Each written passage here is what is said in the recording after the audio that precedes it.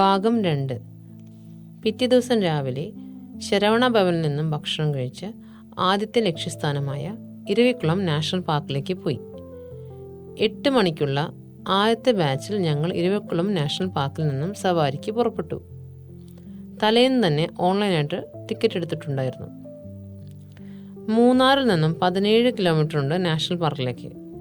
Munnar wild ഡിവിഷന്റെ ഭാഗമായ ഇരവിക്കുളം റേഞ്ചിലാണ് ഇരവിക്കുളം നാഷണൽ പാർക്ക് സ്ഥിതി ചെയ്യുന്നത്.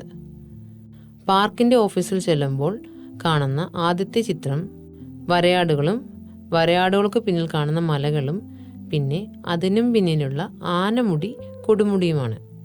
ഇരവിക്കുളം നാഷണൽ പാർക്കിന്റെ ഓഫീസിൽ നിന്നും നമ്മളെ ട്രക്കിംഗ് പോയിന്റിലേക്ക് ഫോറസ്റ്റ് ആൻഡ് വൈൽഡ് ഡിവിഷന്റെ ബസ്സിൽ കൊണ്ടുപോകും. ഫോറസ്റ്റ് ഡിപ്പാർട്ട്മെന്റിന്റെ ചിഹ്നത്തിൽ ആനയും പുലിയും വേഴാമ്പലിനെയും കാണാം. കൂടാതെ പച്ചയും ചുവപ്പും നിറമുള്ള ഒരു ചതുരവും കാണാം. അവരുടെ ബസ്സിൽ ചായത്തോട്ടങ്ങളുടെ ഇടയിലൂടെ നമ്മൾ മല കയറി രാജാമല ഫോറസ്റ്റ് ചെക്ക് പോസ്റ്റിലെത്തും. അവിടെ നിന്നും വീണ്ടും പോയി ട്രക്കിംഗ് പോയിന്റിലേക്ക് എത്തും. കണ്ണൻദേവൻ ഹിൽസിന്റെ ചായത്തോട്ടങ്ങളുടെ ഇടയിലൂടെയാണ് നമ്മൾ നാഷണൽ പാർക്കിലെത്തുന്നത്. കണ്ണൻദേവൻ ഹിൽ പ്രൊഡ്യൂസേഴ്സ് കമ്പനിയുടെ ഭാഗമായിരുന്ന ഒരു മിച്ചഭൂമിയാണ് പിന്നീട് കേരള സർക്കാർ 1971 ഏറ്റെടുക്കുകയും 1975 ദേശീയ ഉദ്യാനമായി പ്രഖ്യാപിക്കുകയും ചെയ്തത്. 1978 ഇരവിക്കുളം ദേശീയ ഉദ്യാനം നിലവിൽ വരുന്നത്. ആനമുടി കൊടുമുടി പശ്ചിമഘട്ടത്തിന്റെ ചെരുവിൽ 2000 മീറ്റർ ഉയരത്തിൽ 97 ചതുരശ്ര കിലോമീറ്ററിൽ സ്ഥിതി ചെയ്യുന്ന ഈ പ്രദേശം കേരളത്തിലെ ഏറ്റവും ഉയരത്തിൽ സ്ഥിതി ചെയ്യുന്ന ദേശീയ ഉദ്യാനമാണ്. ഉയരമുള്ള മലകളുടെ മുകളിലുള്ള ഒരു പരന്ന പ്രതലം അല്ലെങ്കിൽ പീഠഭൂമി എന്നതാണ് നാഷണൽ പാർക്കിന്റെ ഭൂമിശാസ്ത്രം.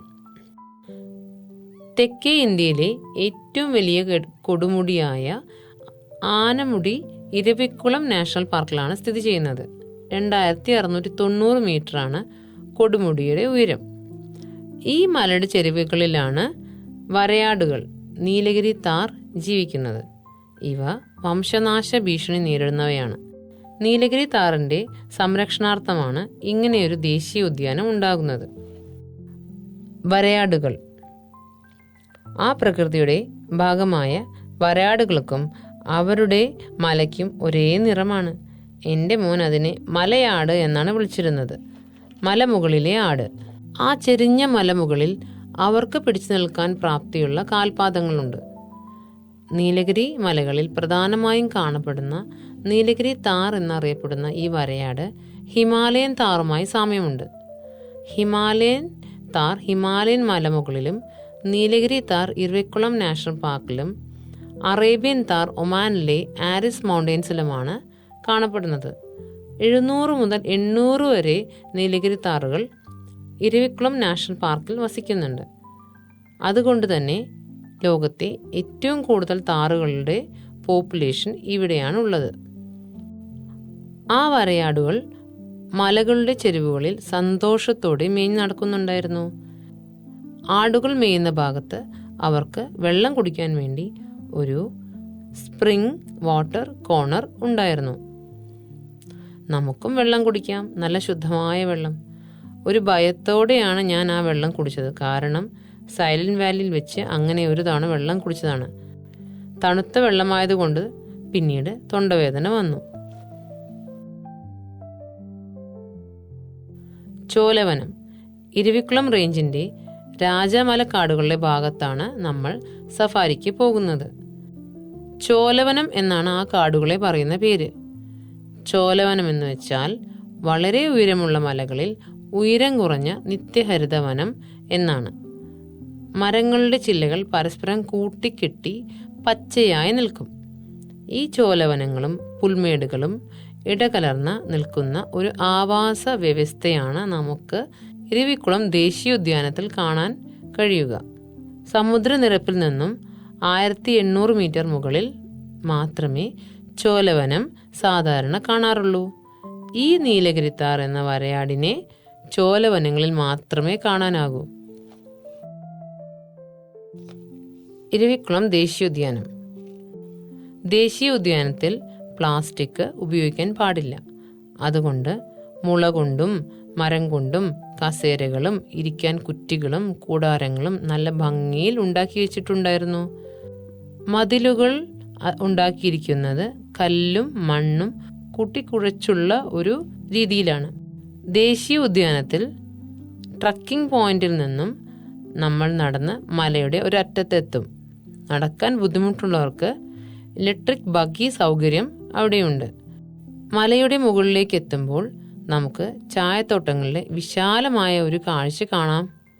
ഡ്രോൺ കാഴ്ച കാണുന്ന പോലെയാണ് നമുക്ക് ചായത്തോട്ടങ്ങൾ കാണാൻ കഴിയുക. കണ്ണെത്താ ദൂരത്തോളം നല്ല ഭംഗിയിൽ കാണാൻ കഴിയും. ദേശീയ ഉദ്യാനത്തിൽ ട്രൈബൽ കമ്മ്യൂണിറ്റിക്ക് ഒരുപാട് ജോലിക്ക് അവസരങ്ങൾ കൊടുക്കാൻ ഫോറസ്റ്റ് ഡിപ്പാർട്ട്മെന്റിന് സാധിക്കുന്നുണ്ട്. ആ മലയുടെ മുകളിൽ മലയുടെ ഭംഗി ഒരു അനുഭവമായിരുന്നു. മഞ്ഞുകാലത്ത് അവിടെ എങ്ങനെയുണ്ടാവും എന്ന് ഊഹിക്കാൻ പറ്റുന്നുണ്ടായിരുന്നില്ല. അടുത്തൊരു യാത്ര മഞ്ഞുകാലത്ത് നടത്തണമെന്നാണ് തീരുമാനിച്ചിരിക്കുന്നത്. ഇരവിക്കുളത്തിൻ്റെ ചിഹ്നത്തിൽ നീലഗിരി താറാണുള്ളത്. അങ്ങനെ നടന്ന് ഒരറ്റമെത്തി. അവിടെ നിന്നും നോക്കിക്കഴിഞ്ഞാൽ ആനമുടി കാണാൻ കഴിയും. അത് കഴിഞ്ഞ് ഞങ്ങൾ തിരിച്ചിറങ്ങി. നീലക്കുറിഞ്ഞി. ഈ മലകളുടെ ചെരിലാണ് പ്രശസ്തമായ നീലക്കുറിഞ്ഞി വസന്തം 12 വർഷത്തിലൊരിക്കൽ ഉണ്ടാവുന്നത്. വ്യാഴവട്ടത്തിലൊരിക്കൽ മാത്രം പുഷ്പിക്കുന്ന ഈ ഓർക്കിഡ് വിഭാഗത്തിലെ ചെടി പൂക്കുമ്പോൾ നീല നിറമുള്ള ഇരവിക്കുളത്തെ കാണാം.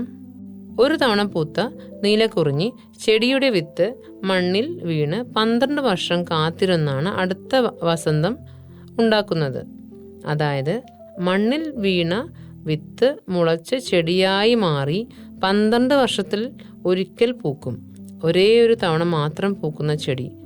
അതിൻ്റെ സംരക്ഷണത്തിന് വേണ്ടിയാണ് നീലക്കുറിഞ്ഞി മല സാങ്ച്വറി നിലവിൽ വന്നത്. അവസാനം പൂത്തത് 2018 ഇനി 2030 പൂക്കും.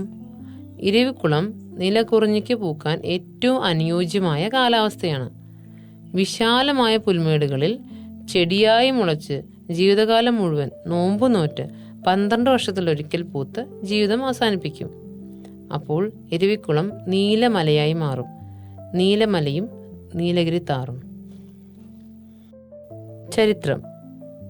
ഇരവിക്കുളത്തിൻ്റെ ഒരു ചരിത്രം പറയുന്നത് 1900 നീലഗിരി വൈൽഡ് ലൈഫ് അസോസിയേഷൻ ഉണ്ടാവുകയും നീലഗിരി താറിൻ്റെയും മറ്റു ജീവികളുടെയും സംരക്ഷണത്തിന് വേണ്ടി ശ്രമിക്കുകയും ചെയ്തു. 1928 അസോസിയേഷൻ അവിടെയുണ്ടായിരുന്ന മൃഗങ്ങളുടെ സർവേ എടുത്തു. ആ കാലഘട്ടത്തിന് മുന്നേ ഈ നാഷണൽ പാർക്ക് ഒരു വേട്ടയാടൽ പ്രദേശമായിരുന്നു. സ്വാതന്ത്ര്യത്തിനു ശേഷം 1971 കേരള ഗവൺമെൻറ് ഇപ്പോഴത്തെ ദേശീയ ഉദ്യാനത്തിൻ്റെ ഭാഗം ഏറ്റെടുത്തു. 1975 ഇരവിക്കുളം സാങ്ച്വറി ഉണ്ടാക്കി. നീലഗിരി താറിനെ സംരക്ഷിക്കുക എന്ന ലക്ഷ്യത്തോടെ രാജാമല കാടുകൾ തൊട്ട് അണ്ണാമലൈ ഹിൽസും പളനി ഹിൽസും വരെ നീണ്ടു കിടക്കുന്നതാണ് മലനിരകൾ. 1978 ഇരവിക്കുളം നാഷണൽ പാർക്കായി മാറി. ഭൂമിയിൽ ഏറ്റവും മനോഹരമായ കാഴ്ചകൾ നമുക്ക് സമ്മാനിക്കുന്ന ഒന്നാണ് ഇരവിക്കുളം നാഷണൽ പാർക്ക്.